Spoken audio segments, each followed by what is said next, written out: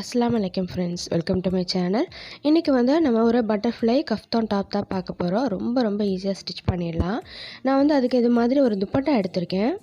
இந்த துப்பட்டா பாத்தீங்கன்னா ரெண்டு சைடு ப்ளஸ் கீழ பாட்டம்ல ரெண்டு பக்கமே ஒரு நல்ல ஒரு டிசைன் வரும்.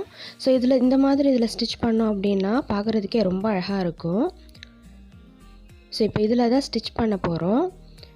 இது ரொம்ப ஈஸியா ஸ்டிட்ச் பண்ணிடலாம். ஒரு 5 to 10 minutesல ஸ்டிட்ச் பண்ணிடலாம். ஸோ இந்த மாதிரி நான் ரெண்டாக போட்டுக்கிறேன். நம்ம நார்மலாக மடிப்போம்லையே அது மாதிரி பாட்டம் டிசைன் இந்த மாதிரி கீழே ரெண்டு பக்கம் வர மாதிரி போட்டுட்டு என் பக்கம் உள்ள துணியை நான் ஆப்போசிட்டில் போட்டுக்கிறேன். போடும்போது கீழே இருக்க அந்த ஃபோல்டிங் இருக்கு இல்லையா, அது ஈவனாக இருக்கா அப்படின்னு பார்த்துக்கோங்க. ஏன்னா இப்போ நம்ம சைட்ஸில் எதுவுமே நம்ம கட் பண்ண போகிறதில்ல. ஸோ அது ஈவனாக இருந்துச்சுன்னா நம்ம தச்சு போடும்போது நீட்டாக இருக்கும் பார்க்குறதுக்கு. ஸோ இந்த மாதிரி ஈவனாக மடித்து இந்த மாதிரி போட்டுக்கோங்க. இப்போ என் பக்கம் இருக்க துணி ஃபோல்டிங்கில் இருக்குது. இந்த இடத்துல நம்ம நெக்கு மார்க் பண்ணிக்கலாம். இப்போ நெக்கு மட்டும்தான் மார்க் பண்ணி நம்ம கட் பண்ண போகிறோம். வேறு எதுவுமே நம்ம இப்போ கட் பண்ண போகிறது கிடையாது. நெக்கு விட்த்து பார்த்திங்கன்னா 2.5 எடுத்துக்கிறேன் நான்.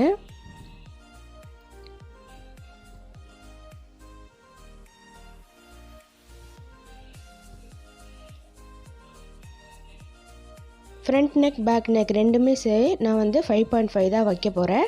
நீங்கள் பேக் நெக்கு கொஞ்சம் எனக்கு சின்னதாக வேணும் அப்படின்னு நினச்சிங்கன்னா ஒரு 2.5 to 3 inches கிட்ட நீங்கள் வச்சுக்கலாம். நான் ரெண்டுமே ஒரே சைஸுக்கு தான் வைக்க போகிறேன். ஸோ அவ்வளோதான். இதில் உங்களுக்கு என்ன ஷேப் வேணுமோ நீங்கள் மார்க் பண்ணிக்கோங்க. நான் ஒரு ரவுண்ட் ஷேப் தான் மார்க் பண்ணுறேன்.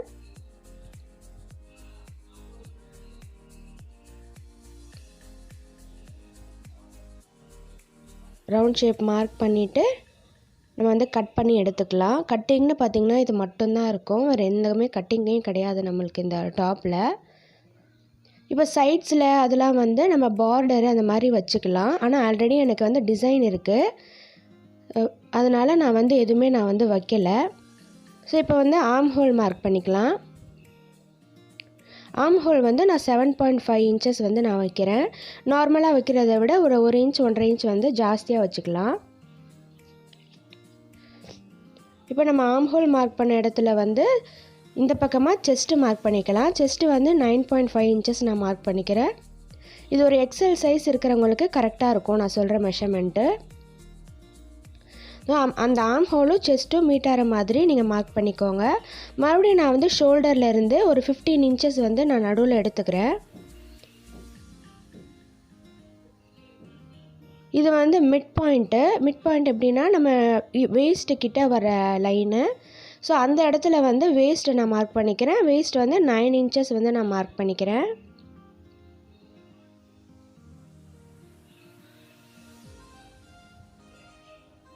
இப்போ அப்படியே கீழே எங்கே முடியுதோ அங்கே ஒரு 10.2 10.5லேருந்து ஒரு 11.5 வரைக்கும் நம்ம மார்க் பண்ணிக்கலாம். நான் கீழே ஒரு 4.5 inches மட்டும் இடம் விட்டு நான் ஸ்டிச் பண்ண போகிறேன். உங்களுக்கு வேணும்னா அந்த டிசைன் இருக்குது பாருங்கள் கீழே, அது ஒரு 10 inches கிட்ட வரும். அது வரைக்கும் கூட நீங்கள் மார்க் பண்ணிவிட்டு அது வரைக்குமே நீங்கள் ஸ்டிச்சஸை ஸ்டாப் பண்ணிக்கலாம். நான் ஃபுல்லாக கவர் ஆகணும் அப்படின்றதுக்காக கீழே கொஞ்சோண்டு 4.5 inches அளவுக்கு மட்டும் கேப் விட்டு நான் மார்க் பண்ணிக்கிறேன். இந்த ஓரங்கள் எல்லாம் பார்த்திங்கன்னா ஃபுல்லாக ஸ்டிச் பண்ணியிருக்காங்க. ஸோ அதனால் நம்மளுக்கு அந்த வேலை எதுவுமே கிடையாது. துப்பட்டாவில் ஸ்டிச் பண்ணும்போது ரொம்ப ஈஸியாக நம்ம ஸ்டிச் பண்ணிடலாம். இப்போ இதே பிளெயினாக இருந்தது அப்படின்னா நீங்கள் இதுக்கு கான்ட்ராஸ்ட்டாக பார்டர் மாதிரி ஏதாச்சும் கொடுத்துக்கலாம். ஸோ இந்த இடத்துல தான் நம்ம ஸ்டிச்சஸ் போட போகிறோம். அவ்வளோதான். இந்த பக்கமும் ஆப்போசிட் சைடு ரெண்டு சைடும் நம்ம ஸ்டிச்சஸ் போட்டு முடிக்க போகிறோம். ஸோ நான் இதை ரெண்டு பக்கத்தையும் தனித்தனியாக பின் போட்டு வச்சுக்கிறேன். ஸோ ஓப்பன் பண்ணும்போது கலையாமல் இருக்கணும் அப்படின்றதுக்காக. இந்த கஃப்தான் டாப் ஒரு ஃப்ளோயி மெட்டீரியலில் பண்ணிங்கன்னா நல்லாயிருக்கும். ஃபார் எக்ஸாம்பிள் பூனம் சாரியில் பண்ணலாம், அப்புறம் கிரேப் மெட்டீரியலில் பண்ணலாம், ஜார்ஜர் மெட்டீரியல் அந்த மாதிரி கூட பண்ணலாம் நம்ம.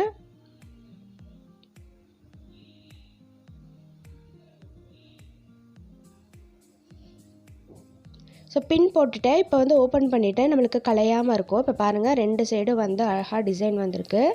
நான் இந்த சைடு மார்க் பண்ண மாதிரி அந்த சைடு மெஷர் பண்ணி நான் மார்க் பண்ணிக்கிறேன். ஸோ 9.5 இன்ச்சஸ் வச்சாலே அதை டபுள் பண்ணோன்னா 19 வரும் நம்மளுக்கு. ஸோ அதை வந்து அந்த பக்கம் மார்க் பண்ணிக்கிறேன். அதே மாதிரி மிட் பாயிண்ட் மார்க் பண்ணிவிட்டு அங்கேயும் வேஸ்ட் நம்ம எவ்வளோ எடுத்தோமோ அதை மார்க் பண்ணிக்கலாம்.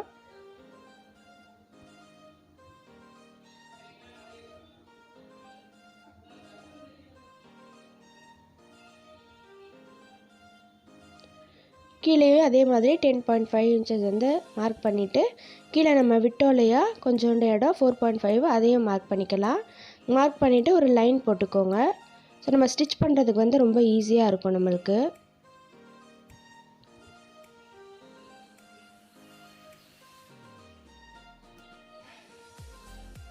இது வந்து நடுவில் வந்து வேஸ்ட்டுக்கிட்ட நம்ம வந்து ஒரு எலாஸ்டிக்கு இல்லைனா வந்து ரோப் மாதிரி கொடுத்து கூட ஸ்டிச் பண்ணலாம்.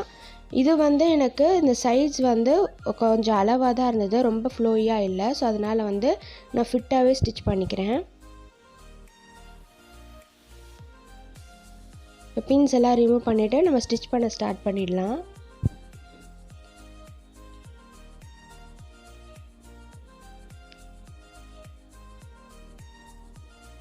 இப்போ நம்மளுக்கு வந்து ஓல்டு துப்பட்டாலாம் வந்து நல்லாயிருக்கும் நம்மளுக்கு, ஆனால் ரீயூஸ் பண்ண முடியாது, வேறு எதுக்குமே போட முடியாது அப்படின்ற மாதிரி இருக்கும்.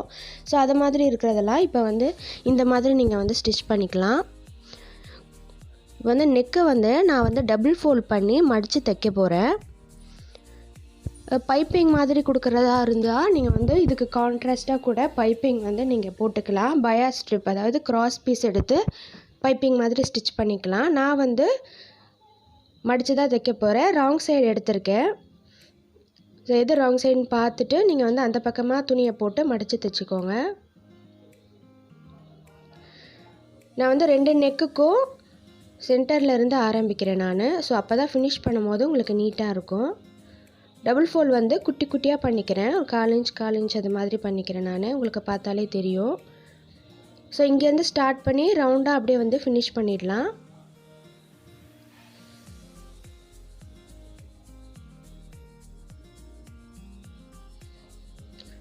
லாக் ஸ்டிச் போட்டு ஸ்டார்ட் பண்ணுங்கள். அழகாக வந்து அந்த ரவுண்ட் ஷேப் நிற்கிற மாதிரி ஃபோல்ட் பண்ணி ஸ்டிச் பண்ணுங்கள். நான் எப்பயும் சொல்கிற மாதிரி நீங்கள் வந்து பிகினர்ஸாக இருந்தீங்க அப்படின்னா இந்த மாதிரிலாம் ஸ்டிச் பண்ணி நீங்கள் வந்து கற்றுக்கலாம். கண்டிப்பாக நம்மக்கிட்ட வந்து இந்த மாதிரி துப்பட்டாஸ் நிறையா இருக்கும். ஸோ அதில் வந்து ட்ரை பண்ணி பாருங்கள்.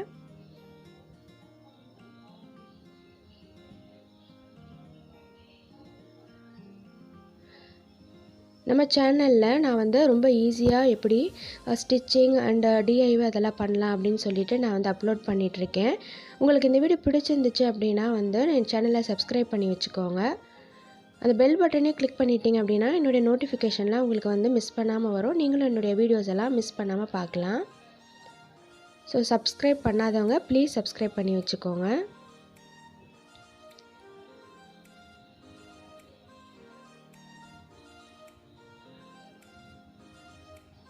ஸோ நம்ம இப்போ வந்து ஃபுல்லாக வந்து ஸ்டிச் பண்ணி முடித்தாச்சு.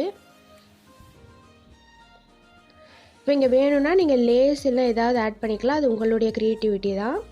நான் வந்து ஜஸ்ட் எப்படி இது ஸ்டிச் பண்ணலாம் அப்படின்னு தான் நான் காட்டியிருக்கேன்.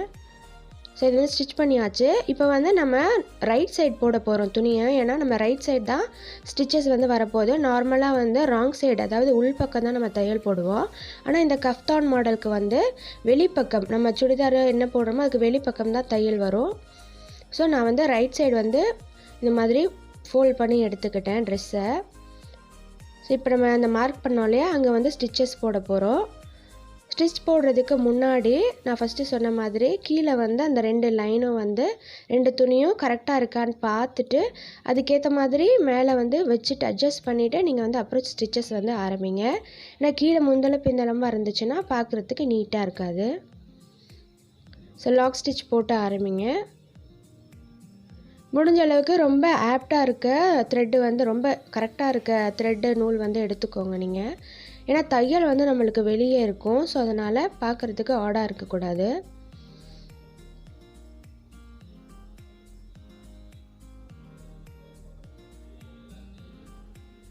நான் ஃபஸ்ட்டே சொன்ன மாதிரி கீழே வந்து இவ்வளோ கீழே வந்து தையல் எனக்கு வேண்டாம் அப்படின்னு நினைக்கிறாங்க ஒரு 10 இன்ச்சஸ்க்கு மேலேயே வந்து முடிச்சுக்கலாம்.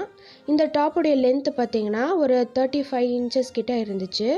ஸோ உங்களுடைய டாப்புக்கு ஏற்ற மாதிரி நீங்கள் கீழே அட்ஜஸ்ட் பண்ணி நீங்கள் வந்து ஸ்டிச்சஸ் போட்டுக்கோங்க. இது வந்து இந்த குர்த்தி டாப் லென்த்துக்கு தான் தைக்கணும் அப்படின்னு கிடையாது. நம்ம ஷார்ட் டாப்பாக கூட ஸ்டிச் பண்ணிக்கலாம். ரொம்பவே அழகாக இருக்கும் ஜீன்ஸ்லாம் போட்டு வேர் பண்ணிங்க அப்படின்னா.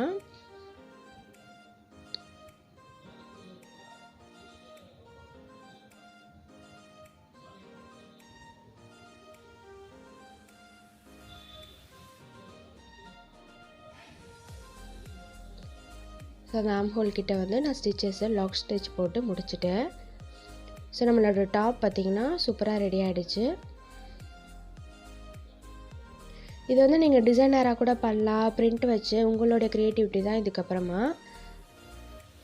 ஸோ இப்போ நான் அவுட்லுக் காட்டுறேன் பாருங்கள், ரொம்ப அழகாக வந்திருக்கு.